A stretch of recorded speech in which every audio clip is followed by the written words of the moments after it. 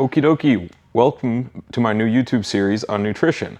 My first YouTube series. Hopefully it sticks around on YouTube. So, what I'm going to be going into in this series is all sorts of things regarding nutrition, from the very basics all the way into some very, very detailed stuff that you can use during specific times in your powerlifting journey.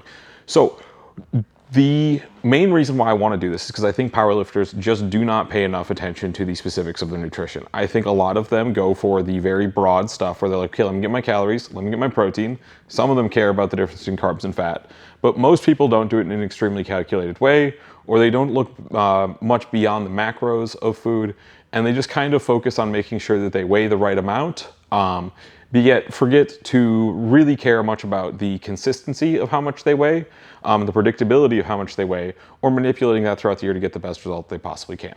So with that, let's get right into this first video where I'm going to be going into a lot of the very general topics of nutrition to get you guys sort of a starting point to which we can build off of later in later videos. So I'm sure most of you guys have heard all of this before, a lot of this stuff. So I'm not going to be too incredibly drawn out with it because I'm sure you can also find this information elsewhere. This is not the video which is going to differ too much as far as between powerlifting versus other sports for nutrition for athletes. But let's just go into the basics to get them covered anyway.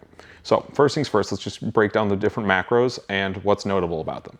So protein, 4 calories per gram of protein, and it has multiple different independent uses in it. So first things first, protein is a structural element. It is not just purely a fuel source, although it does very much act as a fuel source. You do get the 4 calories per gram from it, but every tissue in your body needs to be built of something, of course, and the structure for which it is built is proteins.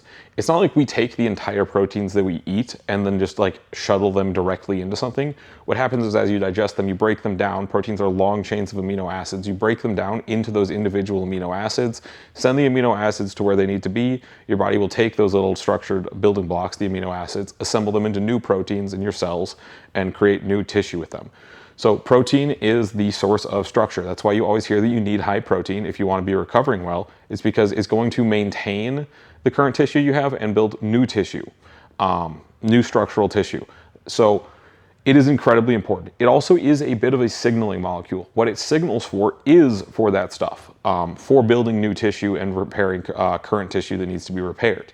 If your body can tell it has ample supply of resources to build new tissue, it's going to be much more readily willing to build that tissue, and it's not going to hold back. So having high protein not just gives you the resources to build muscle, but it also signals for you to build muscle. Second main macronutrient, carbohydrates. So another 4 calories per gram. These ones are much more directly a fuel source in your body. The purpose of getting carbs is to get energy. These are just sugar molecules, just carbons, hydrogens, and oxygens, which really just get broken down into chemical energy. That is the main source of, or the main purpose of carbohydrates. But there are 2 other notable effects of carbs that you should know. Number 1, carbs signal for insulin release. Insulin is incredibly anabolic. I'm sure you guys have heard of it in bodybuilding about people taking insulin for performance enhancing benefits, as well as just, I'm sure you know what it is from knowing what diabetes is, but you've heard of it being used as a PED from bodybuilding, I'm sure. The reason why it works so well as a PED is because it just really signals to put nutrients into your muscles. So if you've got a bunch of nutrients in your blood, you take some insulin, you've got the right insulin sensitivity, you take your insulin, goes to the muscle cells, good to go. Now it's in your muscles. Now you're actually cooking, and you're able to use that fuel. So insulin shuttles pretty much all of your nutrients into your cells. That's its main function. So taking carbs signals for insulin, which signals for you to put the nutrients where they need to be. So carbs have a huge benefit of being insulin signaling. Another benefit of carbohydrates, another use for them is in glycogen storage. Glycogen is just long chains of carbohydrates, which stores energy. So you essentially fill your cells up with glycogen. Glycogen, it retains some water, and it also just retains the mass of its own glycogen store. That's why you'll see after you eat like a really high carb day after a low carb day, you'll weigh a lot more. It's not because you put on fat, it's just because you're maintaining that fuel storage that can be used later. Third macronutrient is fat. Fat is much more calorically dense than protein or carbs. It is 9 calories per gram, and it is not too much of a signaler for anything super anabolic to your body. Really all it does is get broken down into energy, but it can be directly used as structural elements for a couple of things. Number 1 is hormones. So you need to be eating plenty of fat in order to keep your hormone levels healthy and stable, just because it is the structural building block for it. If you don't have the building blocks for it, just like with protein, if you don't have enough protein, your body won't be willing to make new hormones. You're going to end up with low testosterone or low estrogen. You're not going to be recovering well because of that. You're not going to be feeling good. A whole lot of other bodily functions are going to start to dwindle in their effectiveness. So make sure you're getting enough fat. What is enough fat? You're looking at probably about a minimum range of 0.4 or 0.5 grams per pound of body weight. It can get lower if you are enhanced, because then you're not making your own hormones. You don't need to worry about it as a hormone source. But typically, it needs to be at least about 0.4 to 0.5 grams per pound of body weight for it to be really optimal. And typically women need more than men relative to their body weight. So then the juicy part for macros, the part that everyone really cares about, how much of them should you be eating? What should you take away from that? These numbers are pretty simple. For protein, 1 gram to 1.25 grams per pound of body weight. Yes, that is over the 1 gram per pound of body weight that you've heard a million times. The data that we see out there shows that 1 gram works well, but anecdotal data of serious, really hard training athletes just seems to show that a little bit more equates to better recovery. Too much more, like going for 2 grams per pound of body weight, that's excessive. That won't do you any good, but a little bit more can definitely help. You can go down to as low as 0.8 grams per pound of body weight. That is acceptable, but you will not be seeing as good results as if you're at 1 to 1.25. Fat, like I just mentioned, fat should be at least about 0.4 grams per pound of body weight. You can get it up to as high as like 0.7, 0.8, but after that, you're likely going to be running into digestive issues and just losing the benefits that you could be getting by eating more carbs. And then carbs are just going to make up the rest of your calories. There's really no hard limit or lower bound to carbs. They just need to be the rest of your diet. One thing to note about macros is the fourth forbidden macro, and that is alcohol. Alcohol actually does have calories directly in it. It is 7 calories per gram of alcohol. And there is nothing good about those calories. Alcohol is really catabolic. It will break down your muscle tissue, and it will really help you build fat tissue. And it's really calorically dense. It is almost as dense as fat. Like one shot of alcohol, like a shot of vodka, is going to have over 100 calories worth of alcohol in it. And often the nutrition labels on alcoholic products don't contain the calories for alcohol. So do understand that you're probably getting more than it says you are. If it says it's 0 calories, it's lying to you. If it was actually 0 calories, it wouldn't have any alcohol in it. Okay, so now that you know what your macros are doing and how much of them to eat, how much should you be eating in general? So main thing is just, you've got your maintenance levels, you've got your bulk, and you've got your cuts. When you're bulking, this is something you should be doing carefully. You should not be just going haphazard, just like loose cannon, dirty bulking, eating as much as you can. Reason being is because, number one, you're going to put on excess fat tissue that you're going to have to clean up later. Going into extreme surpluses does not seem to signal for any more strength growth than small surpluses do. So all you are doing is giving yourself time where you're going to have to cut later and then be losing performance during that time, or at best maintaining it. So do not dirty bulk. Let's keep it to a really slow and steady. Honestly, the slower you can go, the better. But you're going to be limited by how slow you can go, because it's just going to be an amount where it's not measurable to track it that precisely.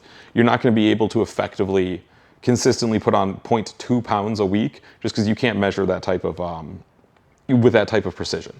So what I recommend is about a half a pound a week. You can even do a half a pound every 2 weeks if you're really precise with it. Up to, at most, 1 pound a week, maybe more if you're enhanced. Reason why we don't want to go with more is just because simply, again, you're not going to be putting on more than a pound a week of muscle, not unless you're on a ton of gear, which if you're a powerlifter, you shouldn't be anyway. You're not a bodybuilder. You don't need to be trying to put on like 20 pounds of muscle in a year. It's not going to happen, and not in any sort of productive way that's going to lead to strength gains, just a lot of injury gains. So be slow about it. You would much rather have put on a little bit less weight, but have it be really clean than vice versa. Just because you don't want to have to pull it off later, but also if you're gaining weight faster than you need to, you're going to be putting a lot more stress on your digestive system, which is going to just limit recovery that could be going towards your training. You don't want your body to be prioritizing your stomach and getting the food digested. You want it to be prioritizing recovering your muscles. So don't give your stomach more to do than it has to. Also, you're going to probably run into appetite issues where you're not able to be as consistent. You're going to have days where you have to skip meals, or you just can't get all your food down, and now you don't know how much you're eating every day because, half the time you're doing a different thing because you just couldn't finish the diet. So when you're bulking, you want to be going really, really slowly, and you want to be stopping your bulk at essentially once you run into issues. So what those issues might be is getting a little bit too fat, or running into digestive issues. You realize you just can't finish your food, you feel like you're bloated, or you're feeling like you're just like retaining a bunch of water, like just like you're constantly like, I can't figure out why I feel so puffy. You should probably just be calling the bulk there. Your body is getting to a point where it's saying that it's not digesting the food efficiently. The food is spilling over into just stress. It's not helping you anymore. Call the bulk there, clean it up, then you can restart if you need to. Another reason you could potentially end your bulk is if just all of a sudden you just like gain a lot of weight and it's unexpected and it doesn't go away. Like one day you just jump up like 3 or 4 pounds and it just stays. What that probably was you hitting a point where your body got inflamed from something that you ate, and then the new foods coming in are signaling, even if that food isn't like, you're not like allergic to it or anything, it's just your body's seeing, okay, we still have an excess of food coming in. We are able to maintain this inflammation. We're able to stay in this state we're in, where we're just like bound with just extra, just like fluid around our like intestines, fluid underneath our skin, everything, just because your body's angry at itself essentially. And you're not going to get rid of that. You're just going to stay in that state until you take a second to really let your stomach chill out. Let your stomach say, okay, we're not getting in tons and tons of food. Let's actually clean this up and make this more efficient and all of that. So stop the bulk essentially once you run into problems, be it being too fat or not being able to digest the food. Okay, so next we're going to get into cutting. So cutting can actually be done a bit more aggressively than bulking. Can be anywhere from about 1/2 pound a week to about 2 pounds a week. And I do actually recommend a sweet spot of about 1 pound a week, maybe 1.5. Reason why you want to go a little bit faster is because, simply put, you tend to lose strength based on a means of how long you've been in a deficit, not what the deficit is. So you kind of want to just get it over with quickly. Have one block where you're really losing weight. Like if you need to lose, 4 pounds, it's better to do that over the course of one block than it is two, because just why waste the time that you could be spending maintaining or even putting on weight? So you want to get the diets done quickly and efficiently, just so you don't just drag it out too long. But don't be insane. Don't go over 2 pounds a week. If you do, there's a very, very high likelihood you're not even losing tissue at that rate. You're just shedding glycogen and fuel stores, which you're going to have a rude awakening once you get off. You lose your 10 pounds in a month, and then at the end of it, you try and start going again. 3 of the pounds immediately come back on you and stay. It's like, oh, okay, now we didn't actually lose as much as we thought we did. We were just suffering for no reason. Cut efficiently, don't waste your time cutting, and you want to be done with cutting once you start to lose performance. Essentially, just sit there and watch the weight go down. As long as you're maintaining performance, you shouldn't have too much of a reason to stop, because as a powerlifter, your dots are only going to be getting better as far as performance goes. If you're getting lighter but not weaker, you're getting better as a powerlifter. But regarding your own weight class, there are times where that doesn't really help. So either go until performance goes down, or until there's no reason to lose any more weight based on your weight class. You've got time to be eating in a surplus so you can recover more for the rest of prep. So when throughout the year should you be cutting and bulking? Simply put, you should be cutting as far away from meats as you can, and you should be bulking after that, and then maintaining into meats. So try and get your cuts done as far away from meat as you can, which is going to be right after your prior meat. So when you're done with your meat, get off the weight you need to get off, then maintain for a second, recomp, give yourself a minute to sort of lock in that new body weight, then slowly bulk back up until you're, call it 4 to 8 weeks out from a meet, and then maintain into the meet from there. Next, who should and shouldn't cut and bulk? Because cutting and bulking can be really effective for performance, but it can have a lot of downsides for some people. So the main one is just if it stresses you out. If you get stressed by either tracking your food and having to be that consistent with your food, having to be that consistent with your body weight measurements, or if it stresses you out to see your body changing, or if you see yourself getting stressed out by losing performance from cutting, etc., any of those things, you should probably be avoiding cutting and bulking. You should probably just stick to recomping. Cutting and bulking can be an effective tool in your toolbox, but it is not going to be any better than doing what actually leaves you in a state where you can just focus on training and training hard and not being stressed about other things. You're gonna be better off being unstressed, unbothered, just focused, than you are going to be being all like stressed out and like freaking out about your diet, just because that's gonna kind of ruin the benefits you're gonna get by just being in a stressed state all the time. And it's also, in all likelihood, unless you're like really a pro, you do the sport for fun, so make sure it's fun. Don't be doing anything that's not fun and just like makes you miserable. Another thing to consider for if you should be cutting and bulking or not is how injury prone you are. If you are very injury prone, you know you get really frail really easily, you probably shouldn't be going into a big deficit. That's going to be a huge risk for you. You should probably just be maintaining your body weight and trying to recomp with it so that you don't worry about getting like messing up like a tendon or a muscle on a big squat while you're in a deficit and just in an already vulnerable state. Okay, and then last section to wrap up this video, now that you guys know what macros you should be eating, in what amounts, and when you should be eating in a surplus or a deficit, what food selection should you be going for?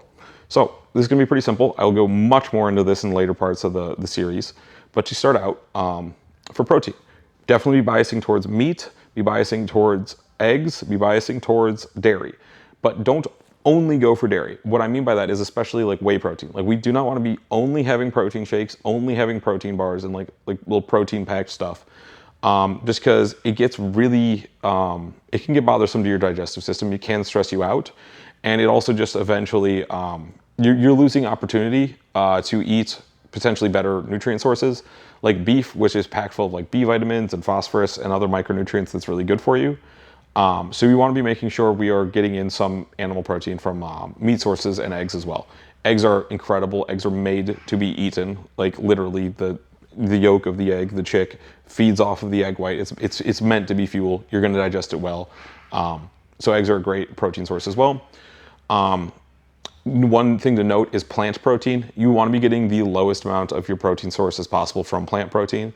Plant protein is going to be stuff like soy protein, gluten, etc., pea protein. It's not like it's bad for you, but it's just opportunity cost. In the sense where it's an incomplete protein, like it doesn't have all of the amino acids typically.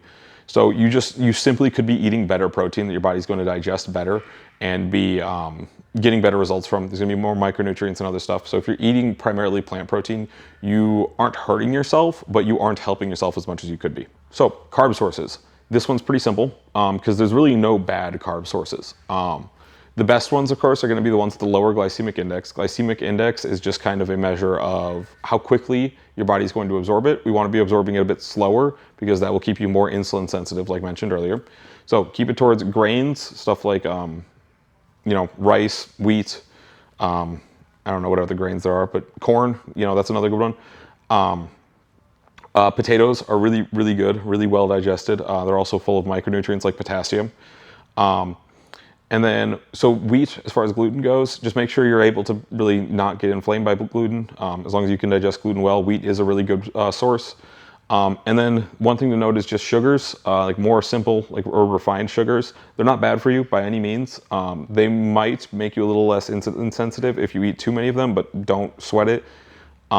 Just the main thing to understand is that they are a bit of an opportunity cost. You just simply could be eating a better carb in its place. It's not like that one is directly bad for you. And then lastly, fat selection. Fat is the one you actually need to be a little bit more intentional about because some of the fats are directly bad for you. They will raise inflammation levels. They will hurt your cholesterol levels, etc.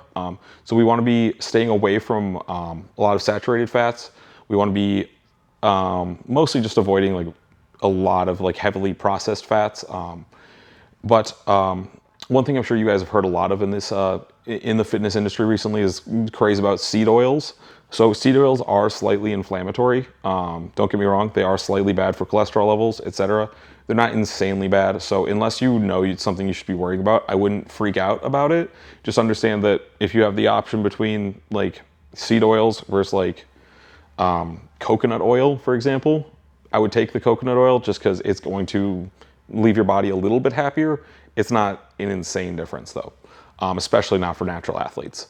So yes, be just biasing towards like your omega-3 type fats, stuff like coconut oil, avocado oil, olive oil, natural like oils from like fish and stuff like that. They're all great selections if you're like looking for like oil to cook with.